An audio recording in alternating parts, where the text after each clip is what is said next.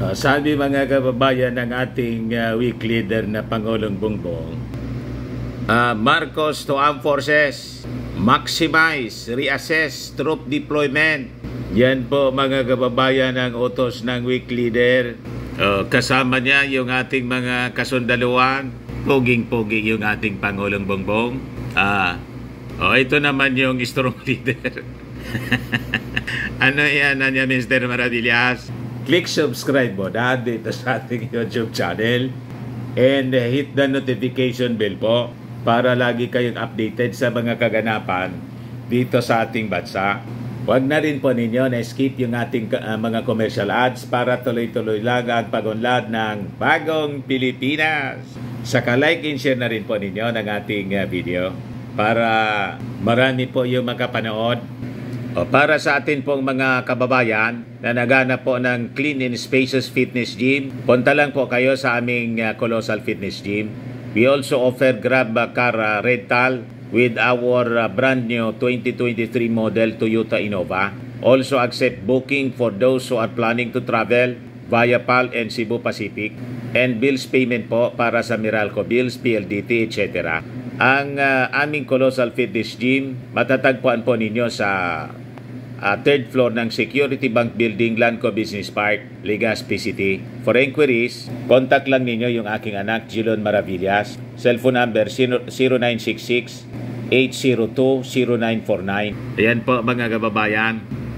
Lagi na pong matao. Yan, kagabi lang po siya. Kumapal yung mga bisita namin, mga kapamilya, kapuso at kapatid. Di ba? Daming tao po. Yan po, Yan po ang Colossal Fitness Gym at Padangat Car Rental. Yan naman po yung aming brand new Toyota Innova. Ayas. Ano yan, Mr. Maravillas, na pinakita mo sinasabi ng stroke leader?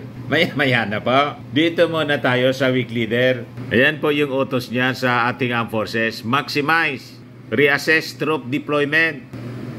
Sabi ng ating Pangulong Bongbong, with the military anya shifting its focus to external threats, kailangan anya na i-review natin yung deployment ng ating mga tropa para maging more responsive sa current and future regional geopolitical realities. So yung utos ng ating Pangulo, kanya pong pinalabas sa Armed Forces at sa Department of National Defense kahapon sa kanyang mensahe sa 67th founding anniversary ng Naval Special Operations Command o NAVSOCOM sa Naval Base Heraclio Alano sa Sangli Point, Cavite.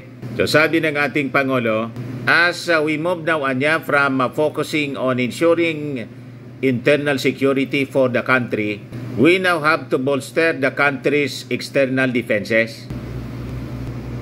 So sabi ng ating Pangulong Bongbong, ito anyang NAVSOCOM with its expertise in sea, air, and land or SEAL operations must utilize to support naval defense and enhance maritime security. Payag ng ating Pangulo. Ito ay mga kababayan sa gitna ng siyempre aggression ngayon ng China sa atin dito sa West Philippine Sea. Marcos cited the crucial role ng ating Navy's elite unit sa paglaban po sa mga terrorist groups at iba pang mga lawless elements at paglaban din sa smuggling and other illegal activities. He also loaded the NAVSOCOM sa suporta na binibigay sa internal security efforts ng ating armed forces, lalo na mga kababayan sa Southern Philippines. So sabi ng ating Pangulong Bongbong, dapat tuloy-tuloy lang yung inyong pagsasanay ng ating specialized units para sa paganda sa lahat ng contingencies. Kailangan palakasin ninyo yung inyong capabilities by partnering with forces from like-minded states to uphold our shared commitment to freedom of navigation, peace and stability, and the rule of law. Kaya mga kababayan, expect sa susunod na mga araw sisimulan uli po ng ating armed forces with the armed forces ng iba-ibang mga bansa, Amerika, Japan, magiging katuwang na natin sa pagsisiguro ng kaayusan dito po sa ating region, lalo na po dito sa pinagagawang islands sa West Philippine Sea po or sa South China Sea. So kahapon din mga kababayan sa Camp Aguinaldo, si Armed Forces Chief of Staff General Romeo Browner Jr. officially binuksan po kahapon yung Dagat Langit Lupa joint exercise among the major services ng Armed Forces.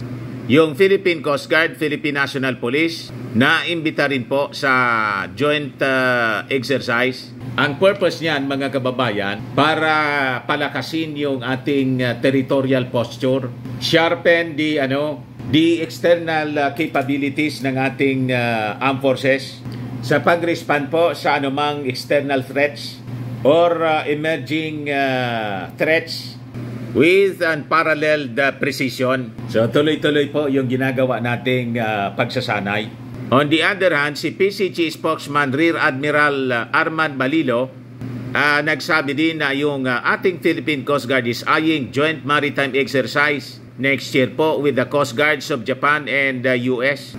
Yung trilateral maritime exercise was discussed during the visit ng Japan Coast Guard Commandant na si Admiral Shuhi Ishii sa PCG headquarters noong Sabado, kasabay po ng pagbisita sa ating bansa ni Japanese Prime Minister Fumio Kishida, na gusto na rin pumasok mga kababayan ng parang kalintulad ng Visiting Forces Agreement po sa atin bilang paganda sa external threats po.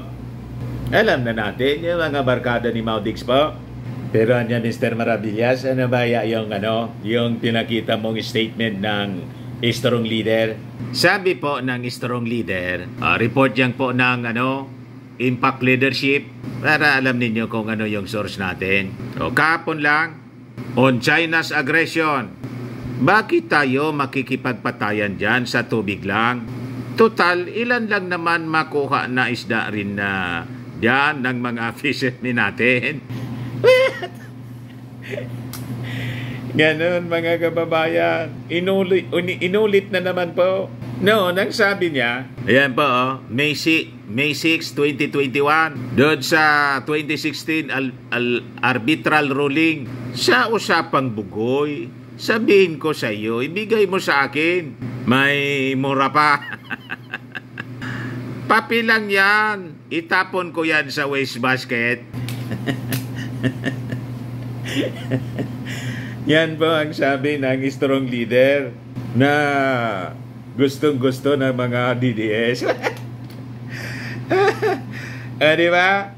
I-compare natin sa weak leader po. Sabi ng weak leader, I exhort the DND and the armed forces to maximize and strategically review the deployment of our forces to ensure that their strategies remain responsive to the current and future geopolitical realities.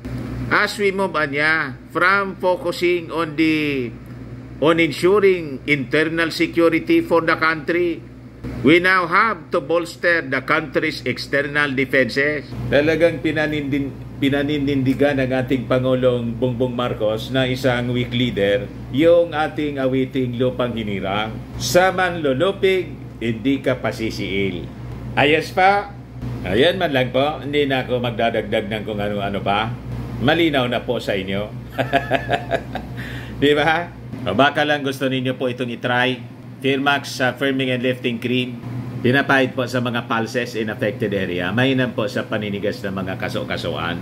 Ito naman po, Automax Radiant Serum. Sa mukha naman po yung application. Anti-aging po siya. You will look 10 years younger than your age. Sa mga cancer patients naman po, try ninyo ito. Nengxia Red Mixed Fruit Drink. Hindi man po siya gamot, food supplement siya. Kaya lang, gawa siya mga kababayan sa goji berry. Yung goji berry may anti-cancer properties. Yung mga inquiries po ninyo, dumiretso na lang po kayo sa aming messenger sa Facebook para masagot namin agad. Ako po si Dante Maravillas. Bye-bye. God bless.